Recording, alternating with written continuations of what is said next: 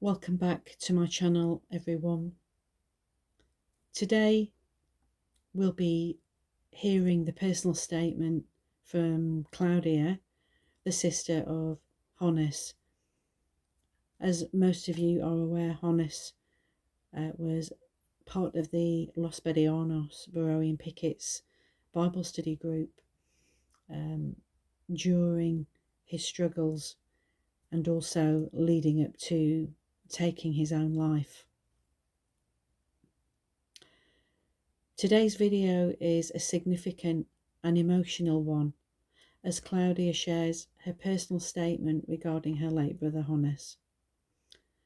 The circumstances leading up to his tragic passing and the untruths that have surrounded his memory have given her a platform to speak up and speak out about the truth. This is an incredibly sensitive and heartfelt account, and at times Claudia becomes understandably distressed as she reflects on her brother's final days and her ongoing journey with grief. Grief she has never fully been able to process.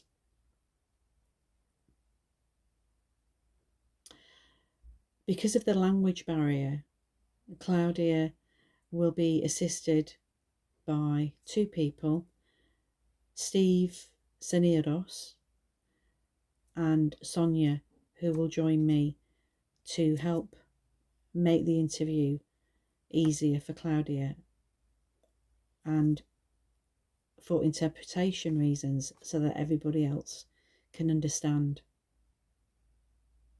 I want to make something very clear. This platform is a space for compassion and understanding.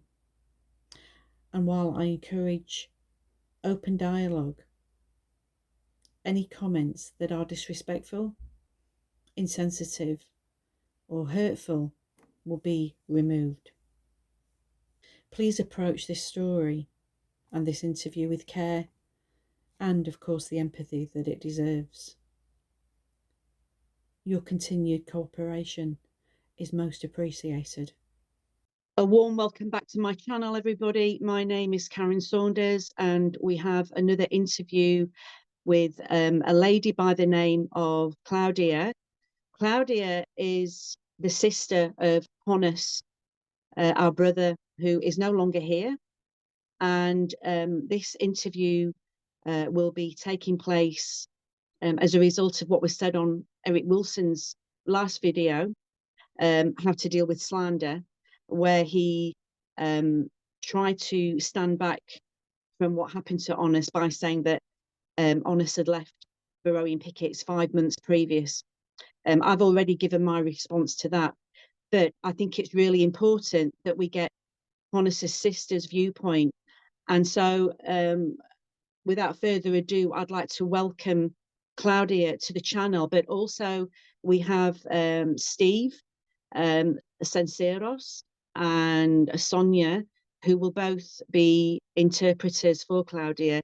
So if everybody could just understand and appreciate that this interview may take a little bit longer because of interpretation reasons, we'd like to go ahead with that interview right now. So a very warm welcome, Claudia, Steve and Sonia. Hello. Hola. Hola. Okay. Claudia, if you can unmute. Just one moment. Would you like me to interpret the welcome that you just gave? Yeah? Yes, please. Yes, please. Okay. Entonces, solo, Karen, en breve voy a interpretar solo lo básico que te da, nos da la bienvenida y nos da las gracias de estar aquí, a Sonia y a mí, para apoyar, haciendo interpretaciones aquí de lo que se va a decir. Entonces, solo ha saludado al grupo, a esta ronda. Hola, es todo. Vale, ok. Thank you. Muchas gracias. And if Claudia could unmute now as well, please. Y ahora puedes poner tu micrófono y decir algo después de la bienvenida. Hola, ¿qué tal? Buenas tardes aquí en México. Mi nombre es Claudia Villanueva. Soy la hermana más próxima de Jonás. Y me da gusto estar en esta entrevista. Soy la persona que estuvo con mi hermano el último año antes de fallecer. Yes, hello. My name is Claudia Villanueva, and I'm the nearest brother of Jonas, and I spent time with him in the last year before he left, and I'm glad to be here with all of you. Thank you, gracias. So Claudia is Honis's sister. I just want to ask, Claudia, thank you so much again. So growing up with Honis, what kind of brother did you have growing up? Can you repeat the last three words? There's one word I didn't catch there. Okay. What kind of brother was Honis growing up together with you, Claudia? Thank you. Muy bien, Claudia, entonces en cuanto a tu hermano Jonás, Karen quiere saber qué tipo de persona era tu hermano, qué tipo de relación tuviste con él, creciendo con él. Bueno, mi hermano era una persona muy amorosa desde que éramos niños. Yo crecí con él, en especial somos 6 hermanos. Y de los 6, él y yo somos los únicos que éramos unidos. En los otros hermanos no había unión y éramos los únicos que éramos unidos. Su personalidad de él siempre fue muy tranquila y muy amorosa, muy alegre. He says, Claudia says that uh, um, originally there were 6 brothers and sisters in her family, and of all of her siblings, Jonas is the person with whom she had the closest connection to, and he was very, very tender and loving with Claudia. They had a very, very close relationship. Okay, thank you so much. And so obviously as Honis was growing up, that those loving qualities, his personality transferred into adulthood, correct? Entonces, Karen pregunta que entonces esta relación que habéis gozado durante vuestra infancia, entonces eso se extendió ya al convertiros en adolescentes y adultos también, o sea, continuó también ya siendo adultos, ¿verdad? En efecto, hubo un tiempo en que teníamos que vernos de cierta manera escondidas porque la esposa de él no le permitía tener trato conmigo pues debido a los celos. O sea, cuando él se casó, tuvo Perdón, Claudia, ¿estás perdí ahí? la Ok. Entonces, disculpa. para entenderte bien, Claudia, o sea, cuando Jonás tuvo una pareja, entonces hubo problemas por ella, ¿verdad? Efectivamente, ella no le permitía tener relación con la familia. Ok, muy bien. Voy a traducir ahora. Entonces, Karen, Claudia just said that everything was fine until Jonas began a relationship with a lady, with a woman, and then this woman complicated things, and she tried to sort of intervene in the relationship between Claudia and her brother. So this woman became difficult, and according to Claudia, then she would prohibit him communicating with the sister, with Claudia.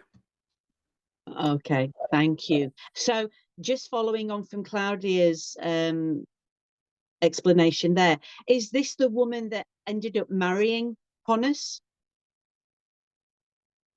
Claudia, entonces, ¿se trata de la mujer que se casó con Jonás? Así es, de su ex esposa, con quien duró aproximadamente 25 años casado. Yes, that's the lady, and they stayed married for about 25 years. Okay, thank you very much for that. And in that time, I know that the background to Honis, he was a Jehovah's Witness elder. He stayed married to this woman who I believe was not a Christian, was not a believer. Is that correct?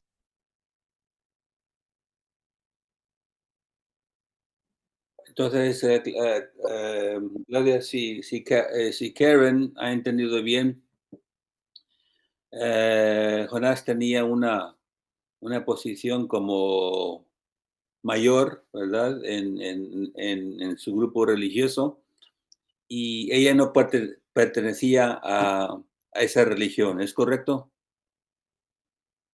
No, ella se hacía pasar por parte de la religión, en ese momento los testigos de Jehová.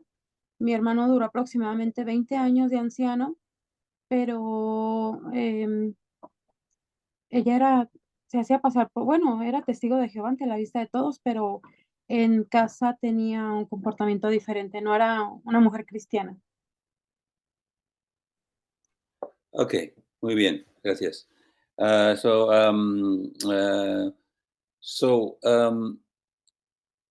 she pretended to be part of the Jehovah Witnesses, but she really, in heart and soul, she really didn't. She wasn't really a true believer, but she pretended to be part of the Jehovah Witnesses. Thank you. Thank you for that clarification. And also, I know before the interview began, Claudia, I did ask if there were any questions that were off limits. This next question, you don't have to answer. It's quite, how can I put this? Upsetting question, I think, is the best way to describe it. How was Honis's wife? How did she treat him whilst they were married, please? Entonces, la pregunta es, pueda que sea una pregunta muy personal, pero ¿cómo la trató la esposa de tu hermano Jonás? ¿Cómo la trató ella a él mientras estaban casados?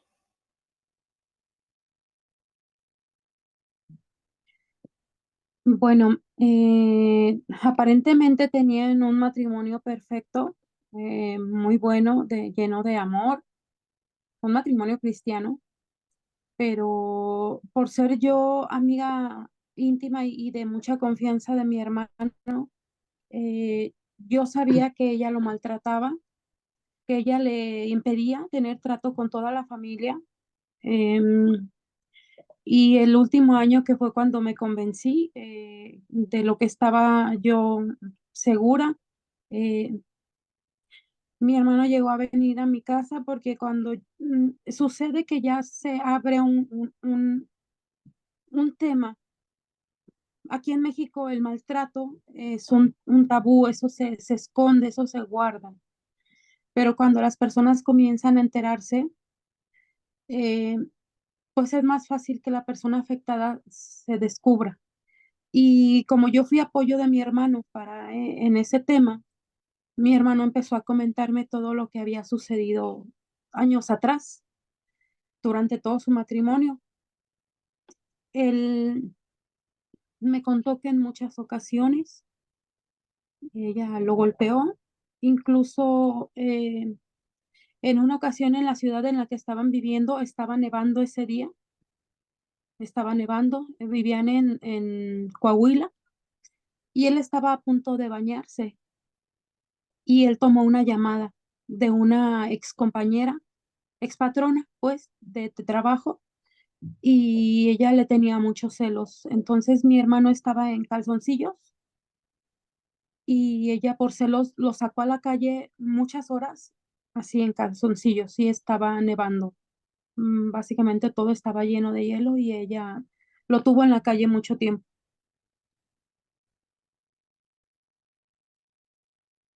Oh, Steve, you're muted, my friend. Claudia, ¿en qué ciudad en Coahuila dijiste, verdad? ¿En qué ciudad de Coahuila vivían? Solo para mí. Efectivamente, ¿Dónde? ¿En vivían Torreón, en, Monclova, Torreón, no, Saltillo? ¿Dónde?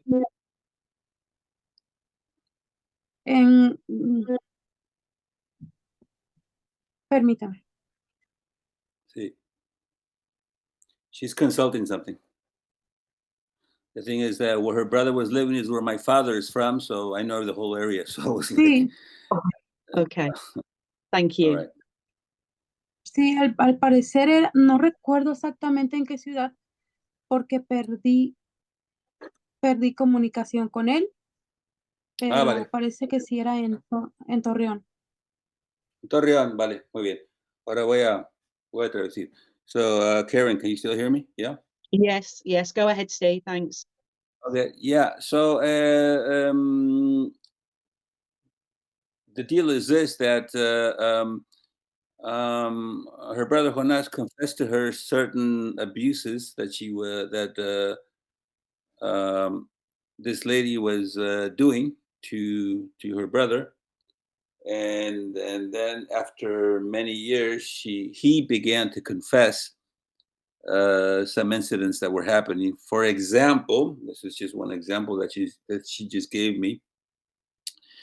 They were living in the state of Coahuila, which is a northern state on the border to Texas and northern Mexico, where my father is also from, or was from. And they were living there. She can't remember where they were living, but because the brother had sort of stopped communicating that often with Claudia. But the example that she gave me is that once he was about to take a shower, and and Jonas was in his underwears about to take a shower, and it was snowing outside. And I know that because it does snow in Coahuila, and even though it's desert. And while he was about to take a shower, he got a call from his ex-boss, who was a woman. His ex-boss was a woman, and this lady was very, very jealous of that. And she forced him to go outside in his underwears in the snow and kept him outside of the house in the snow. Over to you. Oh my. Wow. So that's just one incident. I mean, is Claudia, does she feel okay to give one more example before I ask her the next question? Muy bien, Claudia. Gracias por darnos ese ejemplo. Ahora Karen quiere preguntarte si estarías dispuesta a darnos otro ejemplo de otro abuso que sufrió tu hermano. Por supuesto. Los últimos meses que mi hermano estuvo con vida, él asistía mucho aquí, porque incluso trabajaba poco. Su depresión ya estaba muy avanzada y le impedía trabajar. En una ocasión, llegó aquí a mi casa y no tocó a la puerta, no llamó a la puerta, sino que caminó hacia un lado, hacia la ventana que daba a mi recámara, porque tenía yo mi ventana abierta, entonces se escuchaba claramente que yo estaba en mi habitación. Y él no llegó y llamó a la puerta, sino que se paró afuera por mi ventana y solamente llegó y se recargó en la ventana y me dijo, hermanita. Entonces fui a abrirle y cuando llegó Lo recosté en la cama y nos dijo que su esposa lo había golpeado y su hija. Y cuando le quité su camisa, tenía toda su espalda molida a palazos. Toda su espalda color morada. Toda su espalda estaba golpeada. Ella lo golpeó con un palo muy grueso. Sabía que era un objeto muy, muy contundente y mi hermano tenía toda su espaldita morada. Ok, Claudia, te puedo preguntar en dónde vives, en qué estado de México vives tú, Yo solo para saber. vivo en León, Guanajuato. En Guanajuato. Ah, ok, muy bien. Um, so, 1 second here. Karen, so yeah, another incident was one day her brother came over to her house, and he didn't um, he didn't even knock on the door, but he went over to the window of Claudia's bedroom, which was open, and he just leaned against the windowsill, and Claudia asked him, "Hey, what's up? What's going on here?" And she went out to check him out, basically, and she pulled up his shirt, and she looked on his back, and he had bruises all over his back. And apparently, this woman had beaten him up with a stick and hit him and injured him on his back.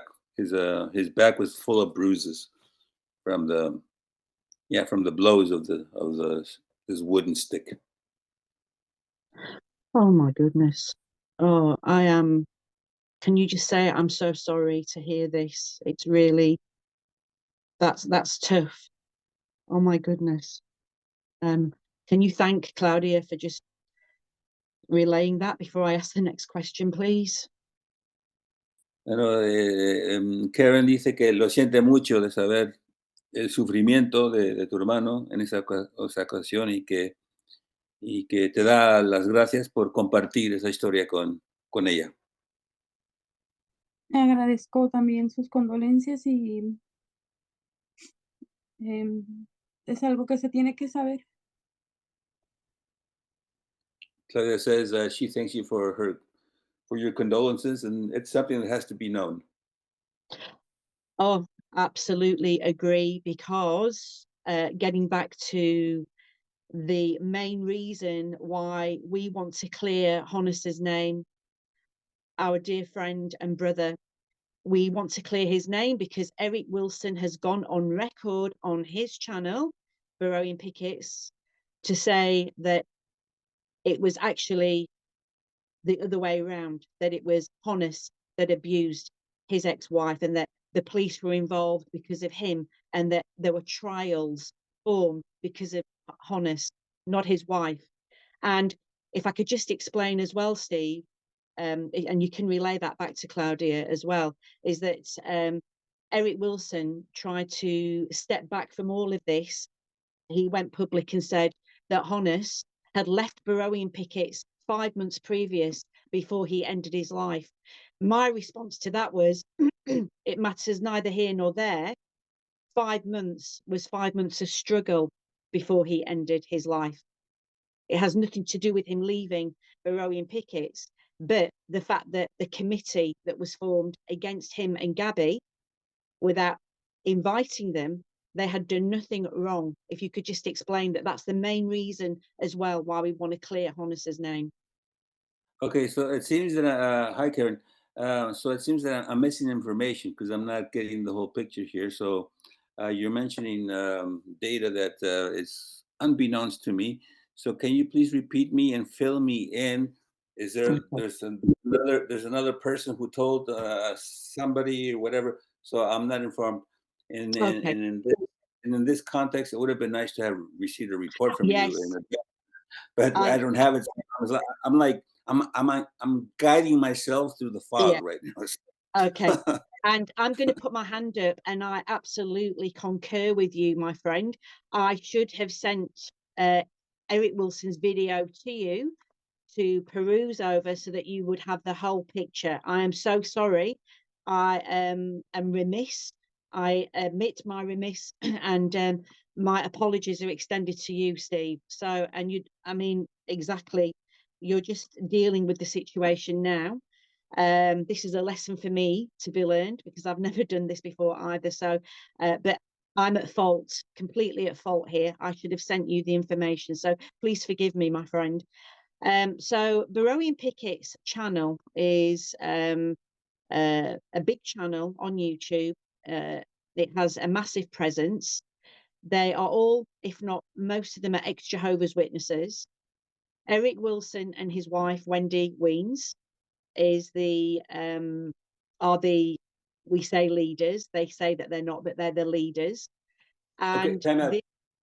Can you please write the name of that organization in the chat so I can see it? And then okay, sure. This sure. third person that you mentioned, so I know. So I have like a visual on the situation here.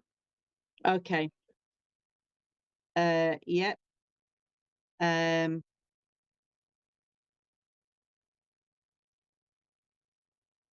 There we are. So I've just sent that. Yeah, that was very it never even entered my head. I'm so sorry about that. Beroean Pickets is that's a Jehovah Witness organization, is that correct? It's an ex Jehovah's Witnesses. It's made up of former Jehovah's Witnesses. Yes. Former Jehovah. Got it. Thank you very much. And then you mentioned another person. Can you write that person's name, whoever that was? Sure. So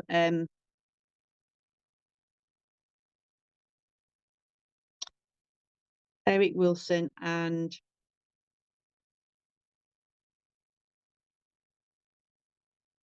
Wendy Weens.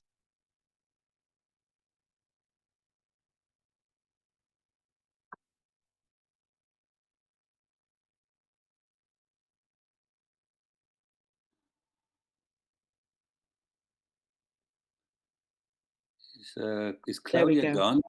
Is Claudia gone now? Or let me see. No, she's still there. Claudia's still there. Okay. And Wendy, okay. Un momentito, Claudia, me está aclarando algunos detalles que completamente ignoro. Okay. Let me put on my camera back on here. All right.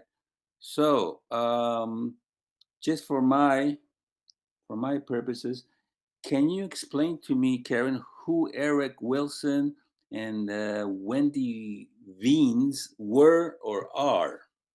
Okay, so Eric Wilson and Wendy Weens are husband and wife, and they formed Beroean Pickets. Well, it was Eric Wilson actually that formed Beroean Pickets a few years ago.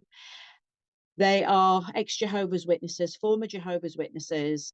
This is they did have different foreign speaking groups. One of them was in Germany. One of them is Los Berianos, which I think is maybe still going. I'm not sure, but this was the group that Honis was part of, and he met Gabby, a sister, another former Jehovah's Witness, on the Zoom. And they became friends.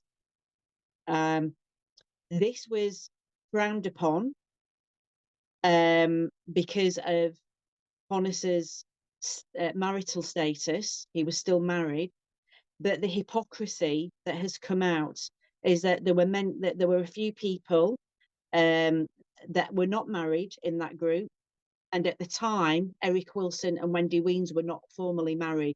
I think they have addressed that now, and they are, but at the time they weren't. And the hypocrisy of Gabby and Honis becoming friends, Honis opened up to Gabby about his wife, about her behavior, and they became friends, and Gabby and Honis formed a relationship, the situation was that was frowned upon, bearing in mind that there were hypocritical relationships. That's all I'm going to say in that group. It was frowned upon, and Eric Wilson went on record in his last video. I mean, I will send you that video as well, to say that this was a sinful, adulterous relationship. They had never met up until this point. They were just on Zoom friends. Okay. So it was a bit hypocritical very hypocritical for Eric Wilson to go on record and say that Honis and Gabby were in a sinful, adulterous relationship when they'd never even met up until that point. A judicial committee, or which is very Jehovah's Witness wording, it's a Jehovah's Witness JWism. A meeting was decided with 45 people. Most of them didn't even know Gabby and Honis' friendship. They were invited to form this group without Honis, without Gabby being present. Honis had already not long been out of hospital after a first suicide attempt. When he heard of this, it was too much for him. And he confided in a sister called Ruth, who was already done an interview with me. It was too much for him. He told her he couldn't cope. Her and two other brothers who were friends of Honis tried to encourage him to keep going. He just told Ruth, I can't live anymore. So at that 5-month point, he ended his life because of everything that went on in the Los Berianos Beroean Picket Bible study group. It was like a witch hunt against him and Gabby for doing nothing wrong, absolutely nothing wrong, except confiding in each other and being friends. Can you unmute, please, Steve? I can't hear you, my friend. Did you mention? Yeah, thanks for the explanation. I'm getting the bigger picture now slowly. Did you mention a person named Ruth? Yes. And who is she, or who was she exactly? So Ruth was a member of that Los Berianos at the time. Okay. She was Right. good friend. She was good friends with Honis and two other brothers who formed a relationship with Honis to try and encourage him to keep going after his first suicide attempt. Okay, because of his wife. She gave an interview based on her support and the way that her and two other brothers tried to support Honis. She was disgusted with Eric Wilson's behaviour and involvement. She messaged him and told him, Eric, what she thought of the whole situation. And his response basically was just to forget about it and we don't talk about these things anymore. That was it. Right. And they're all ex-Jehovah's Witnesses, right? All of these people, right? Correct. Hi, yeah, just let me explain to Claudia so she's filled in on what I was Everything. Okay. clearing up with you. Just let me explain to her really quick so she's informed. Claudia, ¿me escuchas? ¿Verdad? Sí. Muy bien. Sí, estoy Entonces, escuchando. vale, muy bien, excelente. Entonces, yo solo tenía ciertas discrepancias en cuanto a los nombres que estaba mencionando Karen, porque no, como es la primera vez que nos conocemos, entonces no estaba informado yo de todo el tema. Entonces, está mencionando nombres que completamente desconozco, no sé quiénes son. Entonces me ha explicado quién es qué es esta organización Beroean Pickets y quién es Eric Wilson y quién es Wendy Wilson, que son nombres que ni siquiera he escuchado en toda mi vida. Entonces, para que yo comprendiera mejor el contexto de todo este asunto, le, le pedí que me lo explicara, porque si no, así puedo traducir mejor, ¿me entiendes? Entonces, era todo. Solo para que sepas. Okay, Karen, over to you. Okay, thank you very much, Steve. So, just carrying on from before we just broke there. Now, I'm aware that there was a charge against Honis, but there were discrepancies because of nepotism. Could Claudia just explain that, please? Because I'm not sure about this either, because this is our first meeting. If you could just ask her that, please, Steve. Thanks.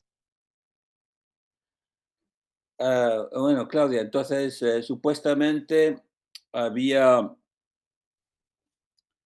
diferentes acusaciones contra tu hermano, entre otras por presuntas causas de nepotismo.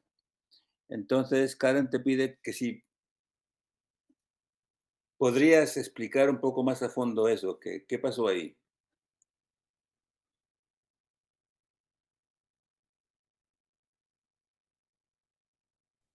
En el asunto de los vereanos, ¿o respecto a qué? Yeah, Karen, with relation to what exactly? I mean, I explained to you about that, about the charges against Jonas and this thing about nepotism too. What exactly do you mean is Claudia's question right now? Okay. So I might just have to bring in Sonia here to clarify with Claudia, please. What she meant to say was apparently there was a police report that made it appear as if Jonas had actually mistreated his wife, like as if saying the other way around. So this is what it's about. And Claudia said to me when I spoke to her last week that she explained pretty well how this police report came about, because apparently there were two statements. Normally you can only make one statement and then that gets recorded, but there was a second statement made and everything changed. And she explained that this was apparently due to someone having connections. So you mean, Sonia, that the second report was sort of manipulated because there were some type of internal connections there with the police? Is that it? Is that what you're saying? Yes, basically, if I understood correctly, the second police report was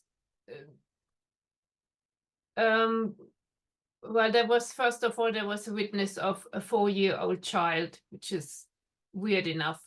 And then also someone who is in the family of the wife of Jonas. That family was somehow implicated or had some position of power in politics, and that's why Claudia believes that the police report could be, well, yeah, Manipulated. exactly. So Yeah. some sort of, I would call it nepotism. Yeah, that's very common everywhere, especially here in Spain too. All right. All right. Yeah, thank you, Sonia, for clarifying that. Now I'm in the picture. All right. Entonces, Claudia, la cuestión es que entonces hubo un informe de la policía, o sea, acusaciones en contra de tu hermano.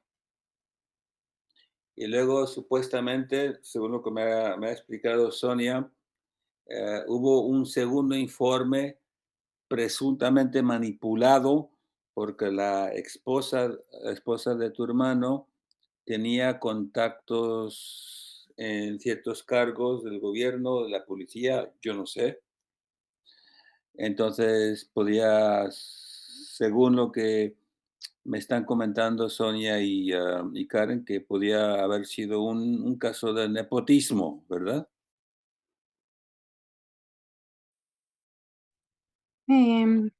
Hubo una denuncia por parte de su esposa por violencia intrafamiliar, la cual escaló muy alto, no había por qué escalar tan alto. Ella presentó unas fotografías. Al parecer Wilson también habló de esas fotografías que yo tengo también, me las facilitó mi hermano. Cuando él fue a recibir el asunto de la denuncia, a él le muestran un expediente que es el que habla acerca de porque lo está denunciando la mujer. Entonces, a él le dan un tiempo para o conseguir un abogado o bien para tomar uno que el gobierno le asigna.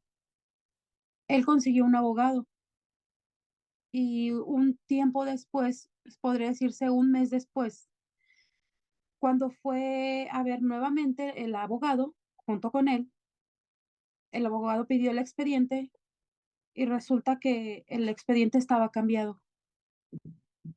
Ya no tenía las mismas declaraciones, tenía otras, tenía la declaración de sus hijos, incluyendo un hijo que él dejó en ese tiempo tenía creo 4 años. Declaraciones en las cuales el niño incluso daba fecha y hora de la supuesta violencia. Em, lo cual no es legal. No es legal aquí en México que se le tome a un niño declaración acerca de eso porque podría afectar su estado mental, emocional. Eh,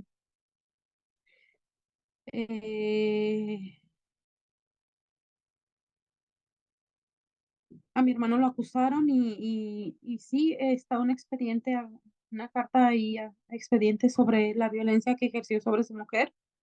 Ella tiene un tío, hermano de su padre, que tiene un cargo en presidencia en el gobierno aquí en León. Y puede ser que por ello se haya manipulado, porque habiendo un expediente ya no se pueden cambiar las declaraciones. Lo que uno declara por primera vez, eso es lo que se queda.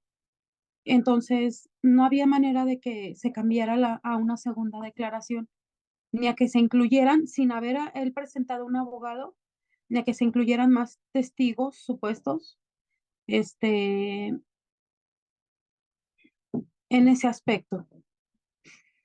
Otro asunto que hay muy relevante es que ella. Ujú. Breve pausa para mí, para entenderte mejor, Claudia. Entonces, tu hermano vivía en Coahuila, ¿verdad? Vivió por un tiempo, después regresó a León Con la mujer. con su familia. Ajá. Muy bien, muy bien. Entonces, por eso, después de haber regresado, pero había comenzado en Coahuila, ¿verdad? No, todo comenzó desde que se casó. La violencia y el trato. Y se casó en Guanajuato. Se casó aquí en Guanajuato, León. Ujú. Ah, vale. Entonces, León, sí, claro, León es la capital de Guanajuato, León, Guanajuato, ¿verdad? Claro. Entonces, por eso todas las denuncias y acusaciones y todo eso se llevó a cabo solo para mí, para saber cómo intérprete, se llevó a En cabo León. en León, Guanajuato.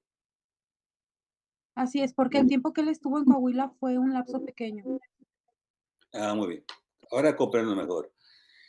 Entonces, para mi saber, entonces hubo un informe que comprendía las acusaciones o lo que sea, o demandas contra tu hermano, y luego hubo un segundo informe que de alguna manera se había modificado, ¿verdad? Se había cambiado, o sea que primero, supuestamente, tu hermano maltrataba a su mujer, pero luego, o viceversa, y luego cambiaron la historia para darle buena pinta a la mujer, a tu cuñada, ¿verdad? Y entonces vino y interrogaron a un niño de 4 años también. ¿Qué pasó ahí? Hijo de mi hermano. En ese tiempo el niño tenía 4 años y en el Un informe hijo de, incluye, un hijo de tu hermano con esta mujer, ¿verdad? Sí. así es un niño más pequeño, en ese tiempo tenía aproximadamente 4 años y la Sí. denuncia incluye declaración del niño. Vale, declaración de un niño de 4 años. Solo para mí, ¿cuántos hijos tenían ellos juntos? Ellos tenían 3 hijos, la mayor, por la cual también era muy maltratado y golpeado, una Oh, mediana y el más pequeño de 4 años. Había una diferencia de aproximadamente 11 años entre 12 años entre la mediana y el más pequeño. está bien. Y la mayor era una chica. La mayor de los 3 hijos era una chica. Así es. Y ella también fue maltratada, también, ella. Ella maltrataba No, a mi hermano, mucho. la hija Lo también. golpeaba, lo golpeaba también junto con su madre y lo maltrataban mucho, verbalmente, eso afectó mucho en lo de su depresión, por las cosas que le decían, pues. O sea, lo reñían verbalmente, lo reñían, entonces. Le decían que su hija le decía que él estaba mejor muerto, que estaba mejor si se estuviera muerto, y Ok, lo escupía, incluso lo escupía en la cara, en la calle.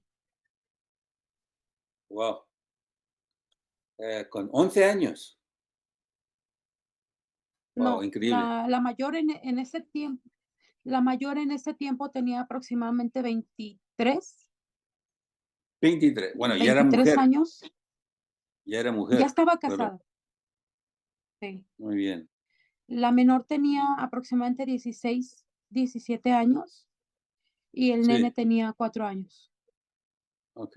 Pero como vivía cerca a unas casas de donde él vivía con su esposa, entonces estaban en contacto todos los días. O sea, era una diferencia de unas cuantas casas de diferencia de la de su hija mayor, que ya estaba casada, Ujú. a su casa de él. Vivían en el mismo lugar casi. Y la mediana, el hermano o hermana mediana, ¿cuántos años tenía? Solo para saber. O sea, el menor, Aproximadamente, sí. un aproximado de 16 años. O sea, 4, 16 y 24 más o menos, ¿verdad? Sí. Así es. Ujú. Ok, muy bien. Ahora voy a interpretar para Karen, ¿ok? Muy bien. Okay, Karen, can you unmute your mic, please? Yeah, exactly. Okay, here's the scoop. So according to what Claudia has just told me, so yeah, there was one initial report, as you said, where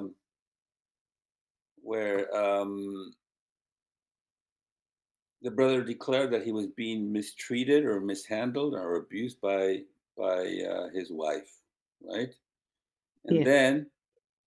then afterwards, there was another modified police report where it was the other way around, right?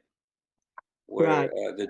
the declaration was that he was abusing her, and then and so it seems to be that this woman, this is Claudia's sister-in-law, right? Um, she had an uncle who was in the police or somewhere thereabouts with Right. influence, which is the suspicion that the final report might have been manipulated, right? To portray a different picture of the real situation. And among other things, her brother, Jonas, and his sister-in-law, they had 3 children. The youngest one was 4 years old, who was the one that was interrogated. The middle sister was about 16 years old, and the eldest was like a 24 years old. And according to what Claudia just told me, not only the mother abused him, but also the eldest daughter, the 24-year-old daughter, abused the father also verbally. And on the streets, every time that the oldest daughter, saw her father on the street, she would spit on him. Oh my goodness. Oh.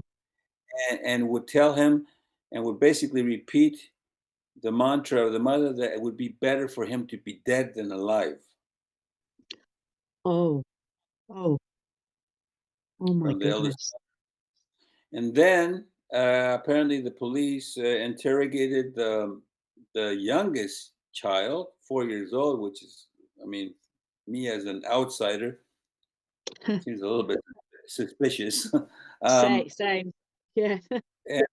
And the boy gave evidence and times against the father. I mean, of incidents, giving times. I mean, 4-year-old doesn't do that, does he? No. So that's it. Oh. So over to you. I'm going to mute myself, and that's over to you. Okay. Thank you so much, Steve. Thank you for that interpretation of what Claudia's just relayed to you. That yeah, it's wow, this is really distressing. I'm just I'm lost for words, really. I am so sorry, Claudia. So sorry. Just wow, this is horrendous. So getting back to the situation with Honis ending his life. Another thing that we want to bring out that Claudia is aware of, or may be aware of. I'm so sorry, Claudia. Are you okay? I'm so sorry. I'm so sorry. Dice, Clara dice, Karen dice que lo siente mucho por esta situación horrible, ¿verdad? Y entonces, que si estás bien, que estás bien. Okay. ¿Cómo te sientes ahora, Claudia? Estoy bien físicamente, pero yo creo que recordar todo lo que mi hermanito sufrió, pues siempre me va a doler. Siempre me va a doler, siempre voy a derramar lágrimas por el sufrimiento que tuvo que aguantar durante muchos años. Pero estoy bien. Yeah, she's totally fine. I mean, physically she's fine. Emotionally, obviously she's not fine, but she's suffering a lot emotionally for all the torture that her brother had to suffer in his last years. I completely understand. I completely understand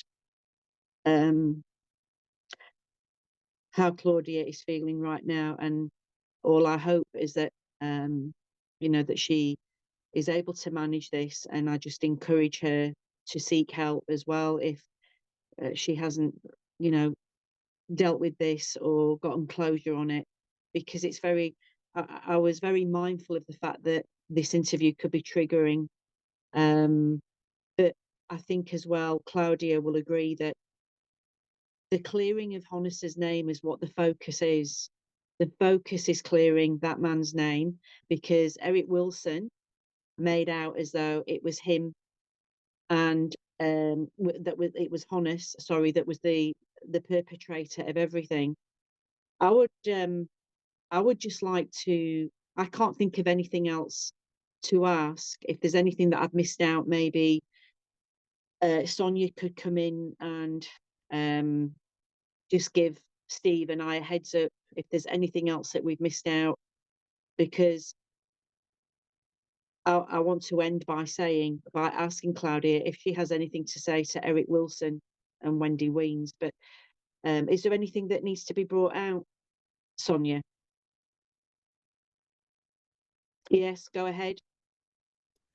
Well, from my conversation with Claudia last week, maybe we could very briefly touch again on the nature of the contact between Jonas and Gabi, because her brother was so close to her, and when he was in really, big distress, he spent a lot of time at her home. So he literally sort of moved in with her after his after his suicide attempt. When he was discharged from hospital, he was still kind of very they'd been given him ventilation and all sorts, and so after that he was still in need of care, and he was with her, and she was able to but there was no other option because they were so close in the home. She had an insight into how the contact was between Jonas and Gabi, and she told me, how it was very, very innocent, very just a friendship, and really nothing to worry about in any sense that it was, just explain the nature of that relationship, and also how I think Claudia was telling me that it almost seemed like he was framed for something. They were just looking for an excuse to get rid of him, and maybe there was other reasons behind it. And maybe she would like to explain what those reasons might have been. Okay, thank you, Sonia. Thanks, Steve. I have a clarification question. So when you first, Karen, just for my clarification and my better understanding of the situation, you mentioned that Jonas and Gabi had a contact, only a virtual contact, correct? Yes, correct. There was nothing.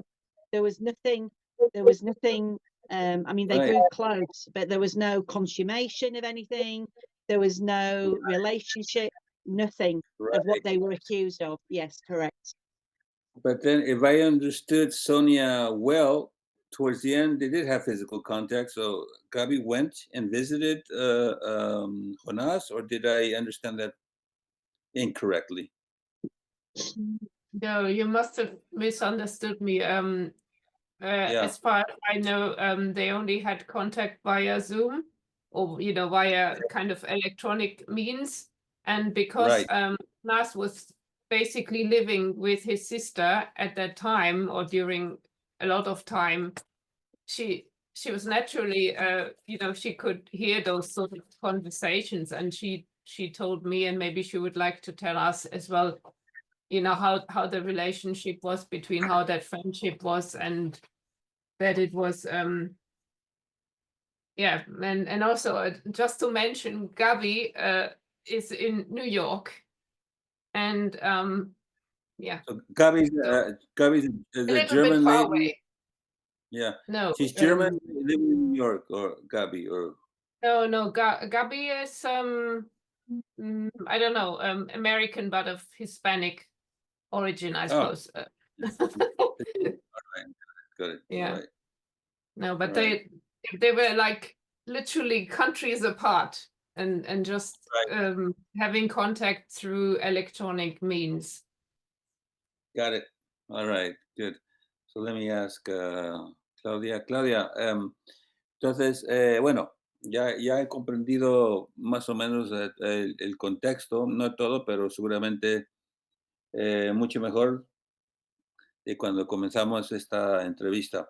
Entonces, Karen, quiere saber si hay algo más que quisieras añadir en cuanto a este tema entre la relación de tu hermano y sobre todo, bueno, con su ex, bueno, con su esposa y luego también en relación con esta amistad con Gaby, que supuestamente vivía o vive en Nueva York, ¿verdad?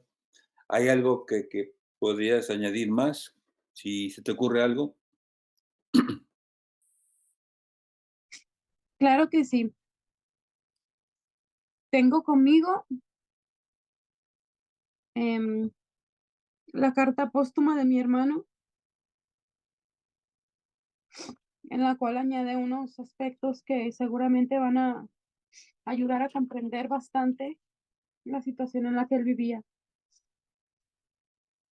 Hay unos espacios que subrayé, en los cuales mi hermano le escribe así: el futuro me da miedo.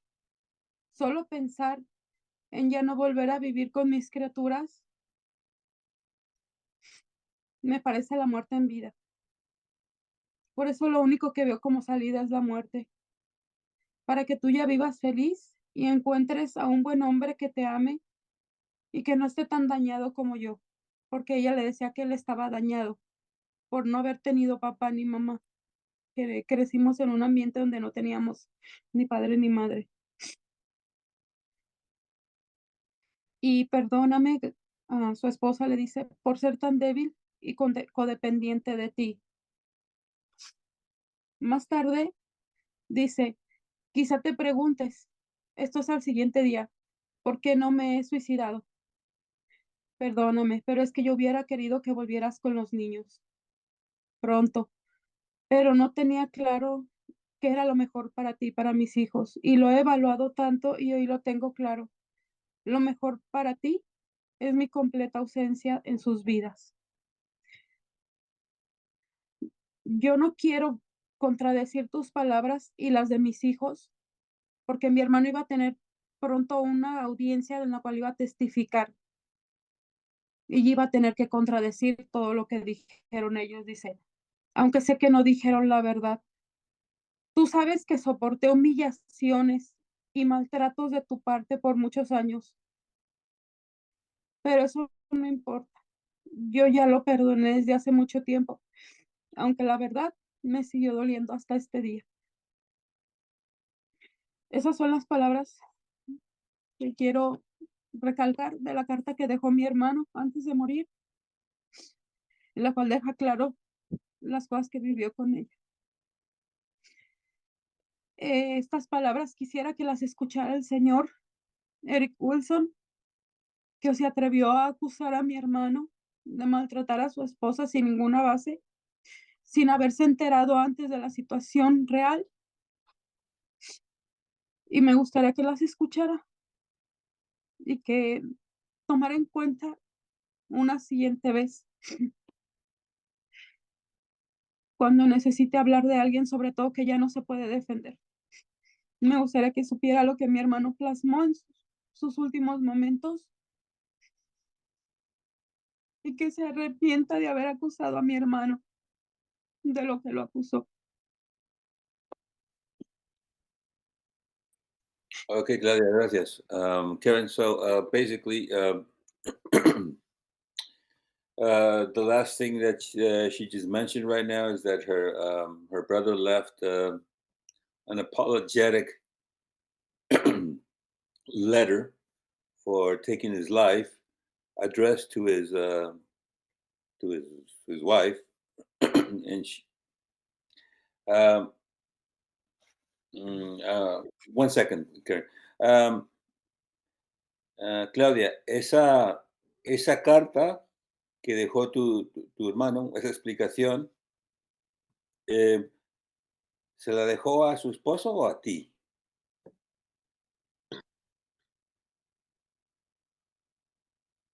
Estás mudada. No se la dejó a nadie en sí. Simplemente la primera que llegué a su casa, porque nadie lo Okay. cuidaba, nadie se hacía cargo de él, Estaba ya, solo yo. estaba, ¿Estaban y ese día separados? él había dicho que se iba a ir a trabajar a su casa. Vale. ¿Estaban Sí. separados o aún Él ya vivían tenía, juntos? no, ella ya tenía Sí. aproximadamente 5 meses que se había ido con sus niños y él no sabía dónde estaba. Él la estuvo buscando mucho tiempo, pero ella no se dejaba encontrar. Ah, Le quitó él se sus marchó niños y cuando, no permitía que hablara con ellos ni que lo viera.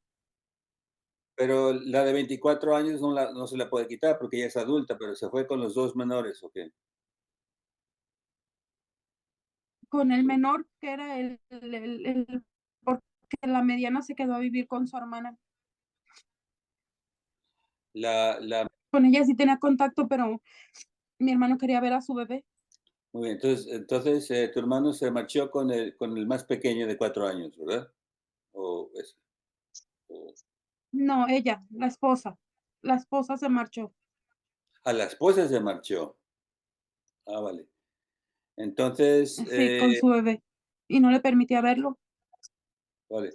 Entonces, él vivía solo en la casa donde vivían antes juntos. Entonces, tú llegaste Sí, ahí. estuvo viviendo conmigo. Es que él estuvo viviendo conmigo antes.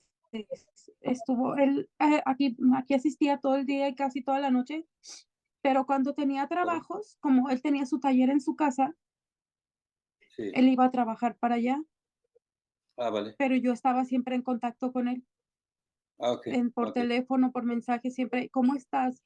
Ya fuiste a instalar, ya hiciste esto, vente a comer.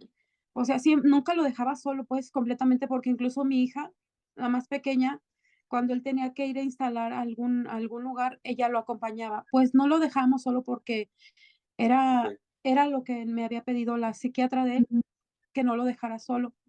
Entonces, a veces que él tenía trabajo, me decía: "Me voy a ir a mi casa un ratito a trabajar, hija, pero regreso a comer". Ya.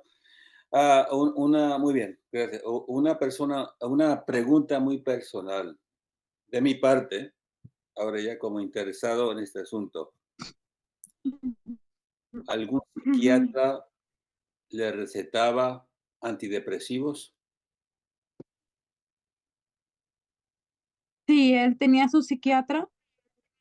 Él había decidido dejar de tomar antidepresivos porque ya no se sentía bien. Decía que él cada vez se sentía más como en un hoyo más Entonces, profundo. Él ya no se sentía bien es- tomándolo. escucha mi pregunta, solo, ¿sí o no? ¿Algún psiquiatra le recetaba antidepresivos? Sí, Él es el asesino. Muy bien. Ok. Schwieriges Thema. Karen, so to answer your final question, um,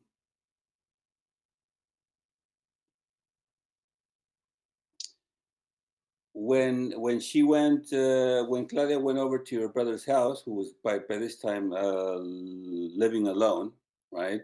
Because according to what she just told me, um,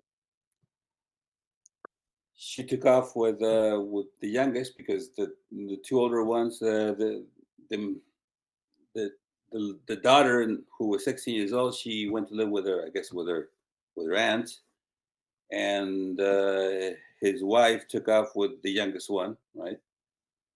So he was living alone in the house where they used to live together. And then the day that Claudia went over to his brother's house, where he was now living alone by this time, sh that's the day that he took his life, I guess. Claudia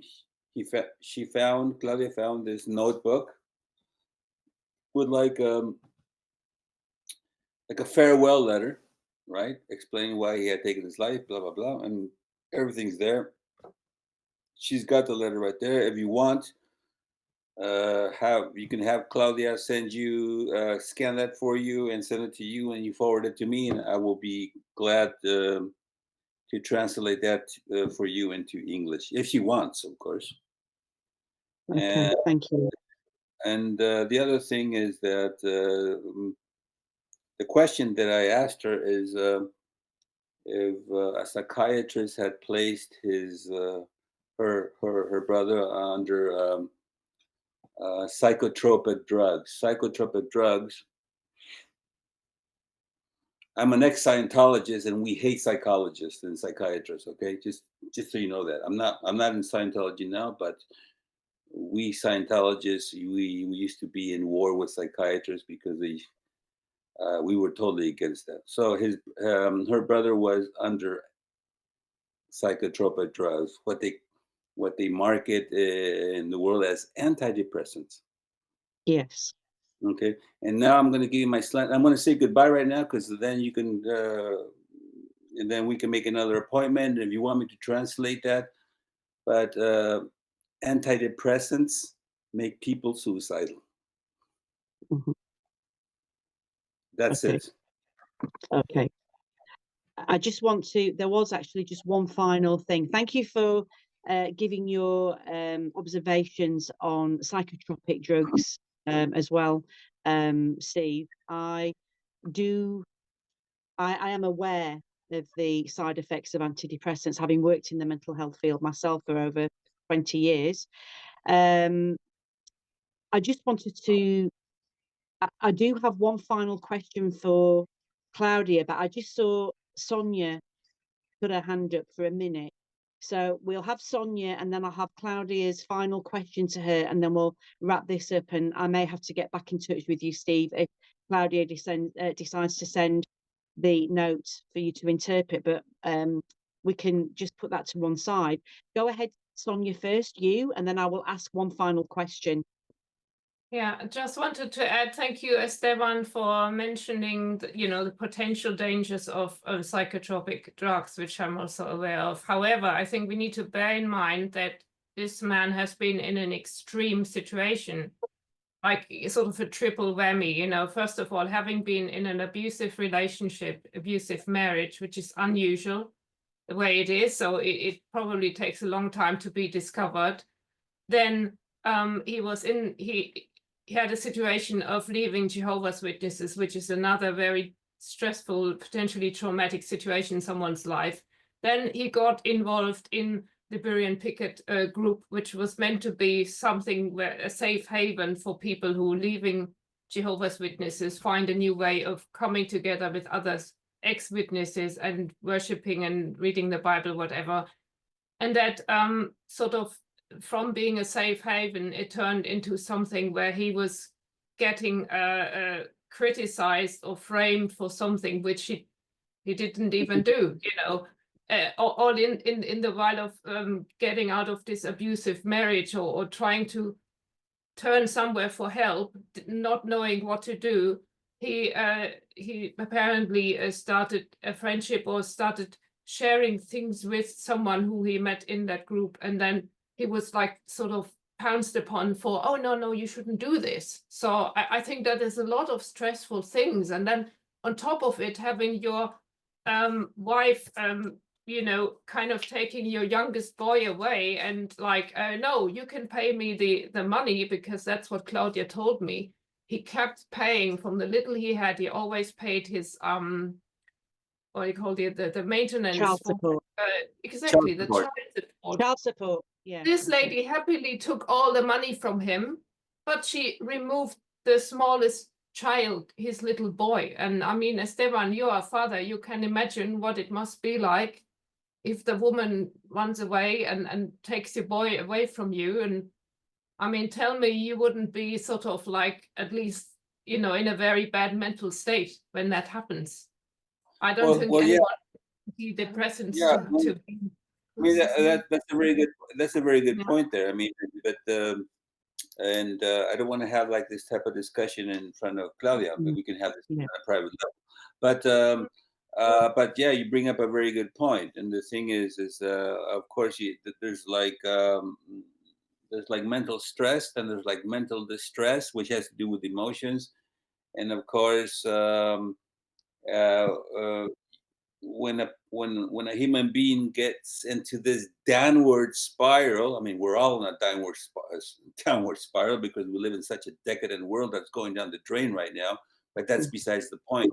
But on a personal level, you can go down this downward spiral even faster, and that's quite it's a very stressful type of situation, and I can see where how Claudia's brother got into this downward spiral, and I'm sure that under different conditions he could have had a different type of life.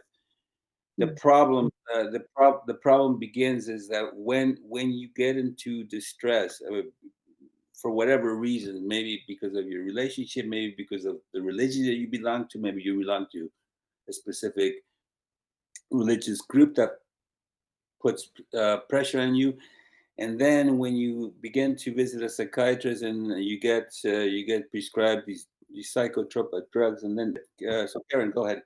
No, I was just to add to that, and I just want to ask Claudia one more question. Just hang fire a minute, Sonia. Basically, in any situation where somebody ends their life, I will wrap that bit up by saying that the problem always outweighs the solution, and this is actually what has happened. But I just want to ask.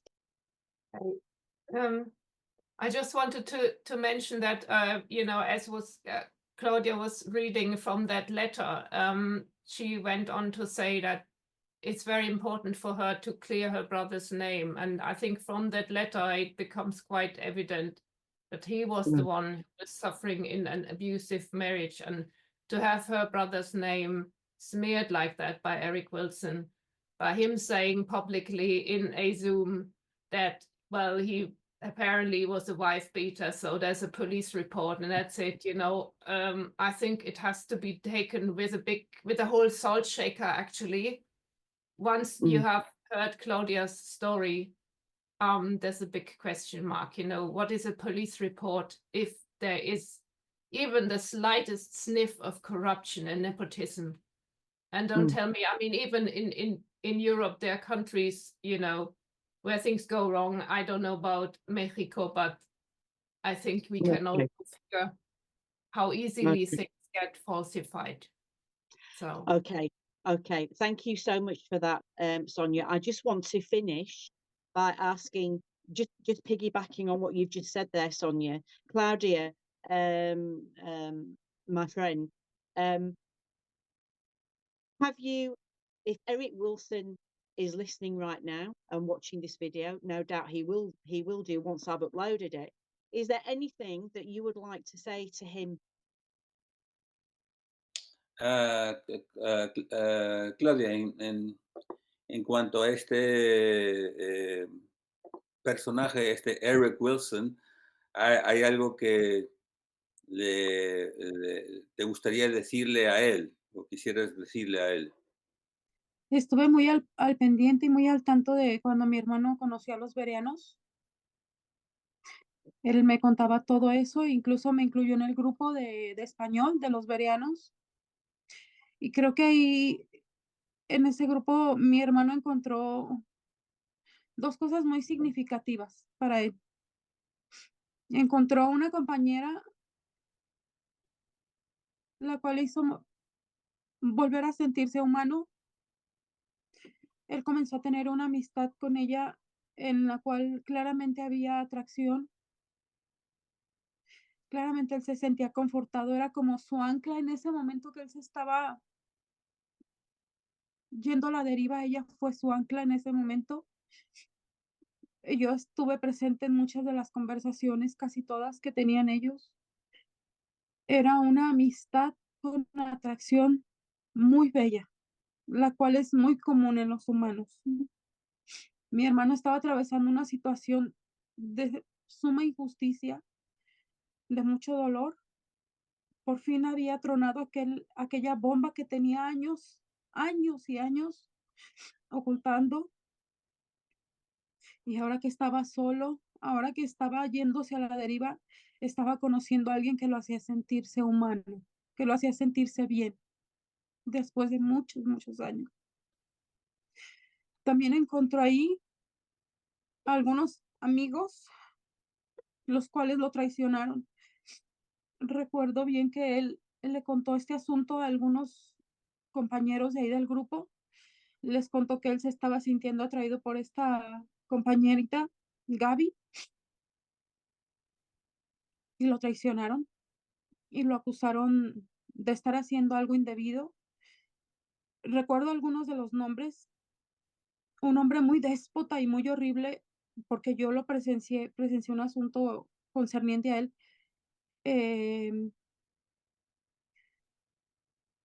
Otro hermano Diego y un tal Osvaldo, un italiano.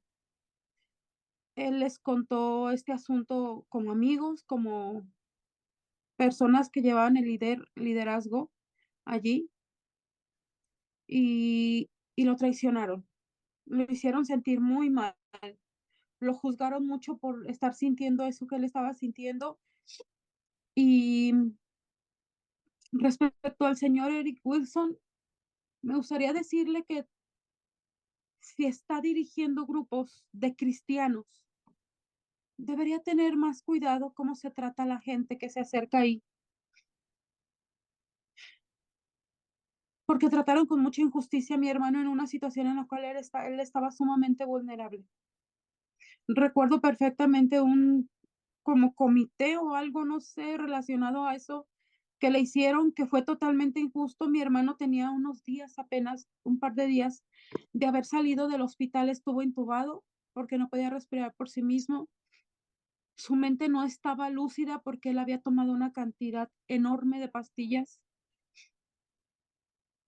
Y aún así le realizaron este tipo comité. Yo estaba ahí con él ese día. Fueron muy duros la manera como lo trataron. Usaron palabras muy duras, términos muy duros. Y aunque algunos hermanos no estuvieron de acuerdo, como la hermana Ruth Olmo, algo así, y defendieron ese asunto, se llevó a cabo y parece que lo echaron, lo expulsaron, tanto a él como a la joven, a la señora esta, a Gaby, a la muchacha que él estaba tratando. Pero creo que no era ni el momento ni las palabras en la manera como se llevaron a cabo los asuntos en ese momento. Ahora respecto al video que vi, en el cual él menciona a mi hermano y menciona la denuncia, quiero que le quede claro al señor Eric Wilson que su esposa no es ninguna víctima, que si la información la sacó de ella, tiene que enterarse bien de las cosas antes de hablar a nivel internacional de una persona de la cual ya no está para poder refutar lo que él dice. Tiene que tener mucho cuidado porque hay personas a las que se lastima, como a la hermana y a los hermanos que apreciaban a mi hermano y que lo conocieron realmente, porque al parecer Eric no lo conoció, a pesar de que se decía su amigo, y a mí, porque me parece muy injusto cómo se le trató a mi hermano en su grupo de él,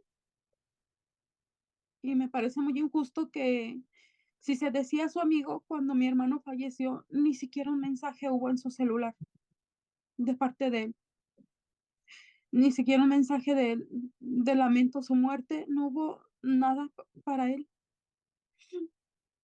Y lo único que hay es nuevamente acusaciones a casi 2 años de su muerte. Acusaciones injustas pese a toda la injusticia que sufrió mi hermano sus últimos momentos. Muy bien, entonces, gracias, Claudia. Entonces, para aclarar nomás, entonces, cuando tu hermano conversaba por el internet con esta Gaby, a veces tú estabas ahí en la conversación. Ok, sí. Casi la mayor parte de las veces. La mayor parte de las veces, porque él a veces aquí durmió, o sea, la mayor parte aquí durmió en los últimos 6 Vale. meses, 7 meses, durmió y se quedaba en mi habitación conmigo. Entonces, hablaban a veces por la noche y yo estaba presente. Tú estabas ahí. Vale, muy bien. Entonces, está la compañera, la esposa de este Eric Wilson, que se llama Wendy Wins, ¿verdad? ella, que ella había acusado o viceversa a tu hermano. ¿Cuál es la implicación de ella en este asunto, de esta mujer, Wendy? No sé mucho de ella, solo sé que cuando Wilson, le llamó, por decir así, la atención, y en el grupo le llamaron la atención a mi hermano ni siquiera tenía una relación como tal con esta mujer, apenas estaban hablando, se hablaban y se empezaba a crear algo bonito, sentimientos bonitos entre ellos. Nunca se habían visto en persona porque ella vive en Estados Unidos. Ellos solamente hablaban así por videollamada. Y solo sé que mi hermano, le dijo a Eric o a algunos miembros de ahí, de los bereanos, que ellos estaban viviendo con sus parejas sin estar casados, entre ellos Eric Wilson en ese tiempo. Mi hermano me Ujú. lo comentó, me dijo: me están acusando de esto, pero fulanito, Diego, este, Osvaldo y Eric ni siquiera están casados, no están casados. Hay otro individuo que era del grupo de español, no lo recuerdo su nombre exactamente, pero era un tipo muy grosero, trató muy mal a mi hermano. Sí. Entonces, estos individuos, inclusive este Osvaldo, que si te entendí bien es italiano, ¿verdad? Italiano. Entonces el tema se tornaba a si estás casada o no casado o casada con tu pareja. Se tornaba la temática en torno a eso. Se tornaba en que supuestamente mi hermano estaba haciendo algo incorrecto, porque él les contó como amigos que estaba sintiendo cosas por esta muchacha. El asunto se tornaba en acusar a mi hermano de algo malo, de algo incorrecto, de sentir algo incorrecto, pero mi hermano les dijo que ellos no estaban casados con sus parejas. De Vale, Osvaldo, al parecer, él lo traicionó, porque Osvaldo era su amigo íntimo y sí. Osvaldo fue quien habló al respecto. Y había también un español que decías que también lo acusaba que lo traicionó también, ¿verdad? Del grupo de español. Era uno de la ciudad de Monterrey, creo, ay, no recuerdo su nombre de este señor, pero era Ah, mexicano también del grupo de español. De hecho, ese señor era el brazo derecho de Eric Wilson en el grupo de ah, español. allá en México, ¿verdad? Sí, Ujú. muy bien, muy bien. Wow, ok, muy bien. Lo voy a interpretar aquí para Karen. Yeah, so what she says is that, yeah, the only thing that she wanted to say at the end is that she witnessed the relationship between this woman Gabi from New York and her brother, because the last 6 months, um, her brother was living with her at her house. So when Jonas was communicating with Gabi online, then Claudia, she she perceived the whole communication, and sometimes she was there too, talking with them. And then they were in this group, which we call the Beroean Pickets or whatever, um, to which there were other people in this group, including an Italian guy called Osvaldo, and then some other Spaniard guy, apparently all living in Mexico. They were involved in this group, and then the all of these people had partners. They were living with their partners, but they were not married. So the issue was the religious issue was is that moral or not? Basically, right? Living with somebody with a woman without being married to her, and then they all began to criticize him because he was, as they put it, he was flirting online with this Gabi woman, and they weren't married. which is, of course, this is a religious issue that I'm not going to get into right now. But according to Claudia, they all betrayed her brother and turned against him and began criticizing, basically mobbing him for that, even though they themselves were living with partners without being married to them. So that's the issue. Mm. Okay. Yeah. So, did Claudia have a parting message for Eric? Because that was did she have any parting words to say to him? Yeah, well, she basically said that, what happened there, and what she wanted to say to Eric is that all this attitude and against her brother, that it was all hypocritical of them, because they were all doing the things that they were accusing of his brother, his brother of, basically. So that's what she wanted to tell Eric, that it was just a bunch of bullshit, basically, and you're all hypocritical, and my brother was fine, and he couldn't have a physical relationship with his Gabi one, because she was in New York and he was in Mexico, and they just had a very close friendship online.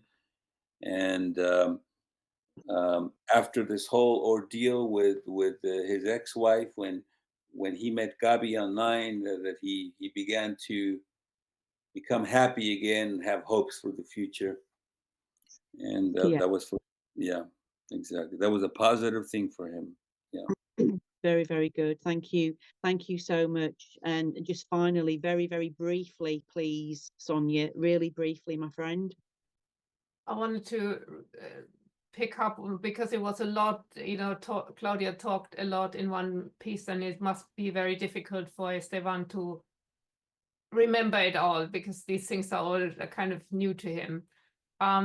She did explain how the committee that was held to exclude both Jonas and Gabi from the Beroean Pickets Spanish-speaking group, that actually happened just days after he was discharged from hospital for his first suicide attempt. And he had taken sleeping pills or overdoses of medication, so he had to be intubated in hospital, and he came out and he was still very kind of in a very, very weak condition. And this is when that committee happened without him or Gabi being present, and apparently only a few people actually kind of objected. One of them was Ruth Olmo, and all the others kind of just let it happen. And the other thing, maybe Esteban, you could ask Claudia again if she would like to speak about it, but she mentioned something to me last week, that there may have been another motive as well, or something between Jonas and Eric, where he wasn't sort of, they weren't on the same page, or Jonas did not want to collaborate with Eric in a way that he suggested. Right. Like to talk about it. Right. Okay. That's a very important point. Thank you, Sonia. And I think as well, just touching on Ruth's interview, when Ruth tried to address everything with Honis, with everything, she was closed down. So I don't know if Steve heard what Sonia just said there. Did you hear what she just said, Steve, or were you out of the room, my friend? I heard. I got how Sonia was filling in on other things that Claudia had mentioned. After he was released, I guess, from the hospital, then as Sonia mentioned, he and Gabi, I guess, were excluded from this group, right? Exactly. Yeah. That's what I got. Yes. Exactly. Yeah. Just for being friends, I might add, just for being friends. So I just want to ask if everybody is okay now? Do we have any parting comments from anybody? I may have to split this interview up in 2 parts, but are there any final comments? No. Hay, Claudia, pregunta Karen si hay otros comentarios que quieras añadir o otras cositas que se te ocurren que fueran importantes solo para antes de terminar, solo pregunta. No, I have nothing to say. I'm just trying to interpret here, and I just asked Okay. Claudia. Yeah. Okay. Hay unas palabras de mi hermano que estaba hablando en ese momento con su abogado y me envió el audio. Mi hermano a últimas fechas gritaba por todos los medios las injusticias que él había vivido. Este audio menciona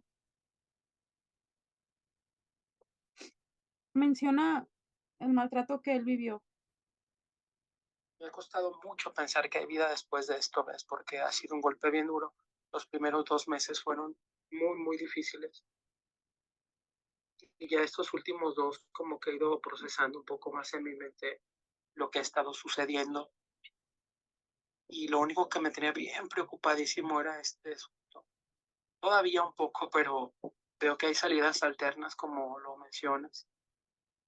Y te agradezco muchísimo. Yo le pedí a Dios en estos días hablar con otro abogado, porque mi abogado me daba esa otra opción que yo te decía.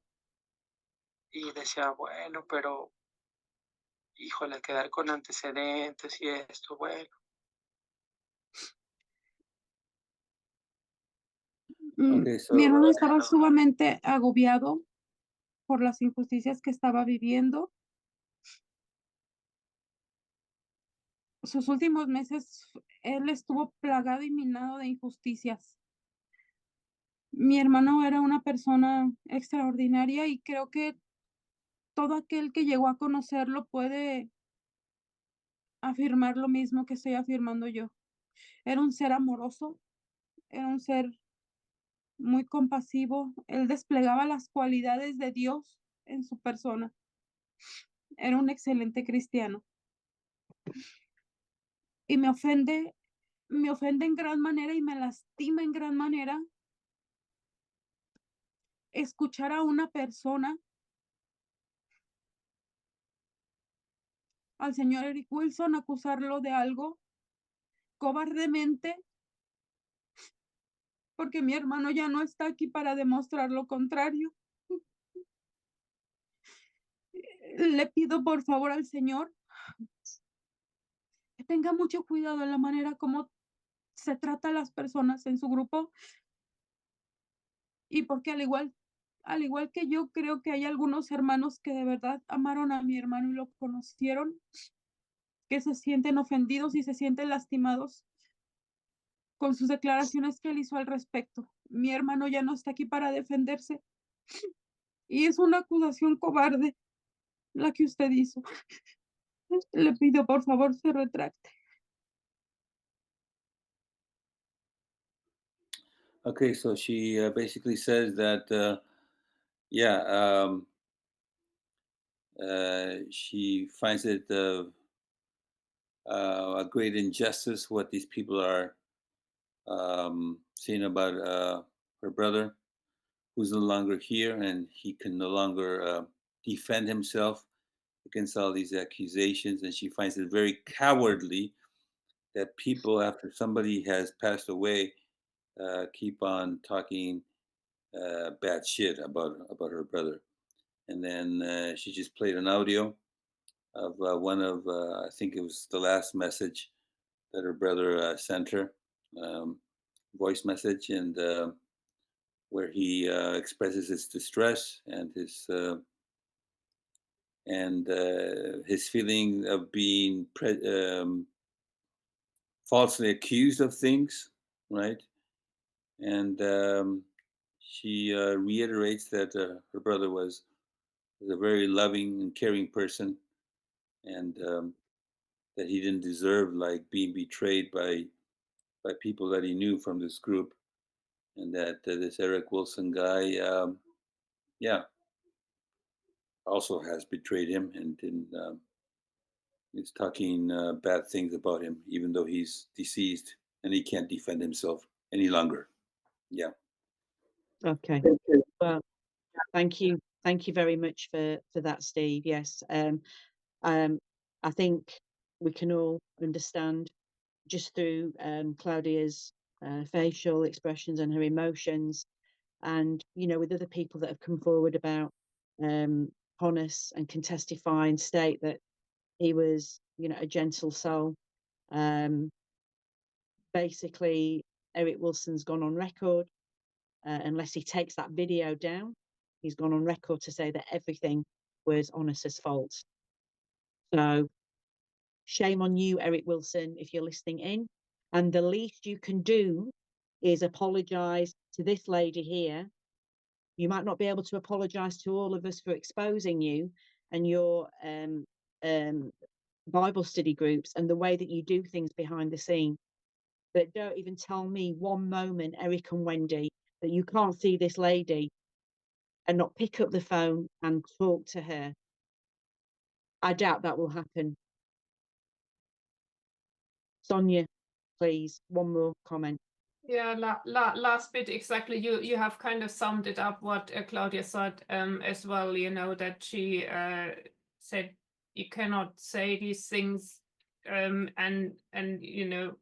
based on what we have just seen, he should retract those statements made publicly. Yeah. And also she said there was not one message of condolence, nothing whatsoever. It was like that logic. Oh yeah, well, he killed himself, but it's like a few months later, nothing to do with us, and that's all that matters, right? Because not part of the group, and then the person is not longer a person. That's what it seems to me is incredible. Anyway. Well, thank you. And the only person as well, apart from everybody here, that spoke up was Ruth. And even Ruth was slapped down eventually by Eric Wilson by saying, we don't discuss this with anybody. So that absolutely just sums up what this man is about. And I just want to take this opportunity to thank Claudia. Mucho gracias, Claudia. Mucho gracias. Thank you, Steve. Your input was absolutely invaluable to us. Thank you. There may be an interpretation of that note that Claudia read out, and if we can discuss that afterwards. And Sonia as well, thank you for your input. Everything has been so valuable, and we are doing this for Honis to clear his name. I never met the brother myself, but just from what I've heard about him, he was a beautiful, beautiful human being, a beautiful brother, and a beautiful soul who's no longer here with us. So thank you very, very much, all of you. And I'd just like to finish by saying to everybody, viewers, subscribers, take care of yourselves. Always look after one another, forgive one another, and show love wherever possible. Thank you now. Until my next video. Take care.